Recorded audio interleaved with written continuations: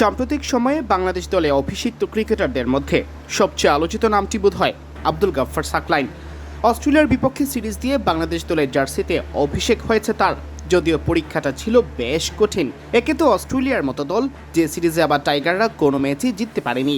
সিরিজের দ্বিতীয় ম্যাচে ব্যাটে বলে মলিন এই পেস বোলিং অলরাউন্ডার আবার শেষ ম্যাচের একাদশ থেকেও বাদ পড়েন।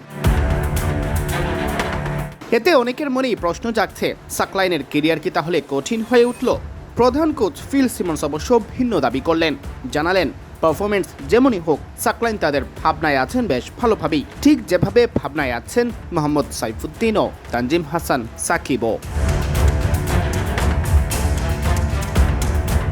যদিও সাইফুদ্দিন ওজি সিরিজের দলে ছিলেন না, চোটের কারণে সাকিব আবার মাঠের বাইরে। তবে 2028 বিশ্বকাপকে সামনে রেখে সাকলাইন টিম ম্যানেজমেন্টের ভাবনায় আছেন বেশ ভালোভাবেই। তাকে বলতে গেলে সুখবরই দিয়েছেন প্রধান কোচ। না, সাকলাইনকে আমরা চোখের আড়াল করিনি। এখানে 5 জন পেসার আছে, আমরা সবাইকে 2টি করে ম্যাচ খেলার সুযোগ দিতে চেয়েছি। সাকলাইনের গত ম্যাচ ভালো যায়নি, তবে ওকে আমরা ভবিষ্যতের জন্য ভাবছি।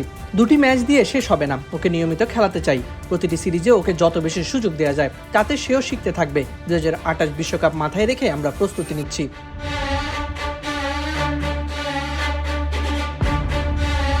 এ সময় জয়ের পাশাপাশি দল গড়ে তোলার উপরও গুরুত্ব আরোপ করেন কোচ সিমন্স। জানান, প্রতিটি সিরিজে আমাদের লক্ষ্য সিরিজ জেতা, তবে দল গড়ে তোলার দিকেও মনোযোগ রাখতে চাই।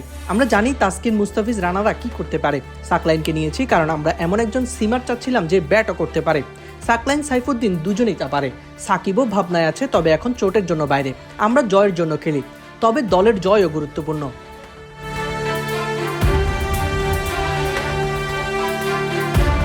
এদিকে মুস্তাফিজকে কেন শেষ ম্যাচে একাদশে রাখা হলো না জানতে চাইলে কোচ বলেন, মূলত খেলোয়াড়রা চোটে পড়লে কি হবে, আপনাকে ব্যাকআপ তৈরি রাখতে হবে। মুস্তাফিজও সে কারণে নেই যে কারণে সাকলাইন নেই। আমরা সবাইকে 2টি করে ম্যাচ দিতে চেয়েছি।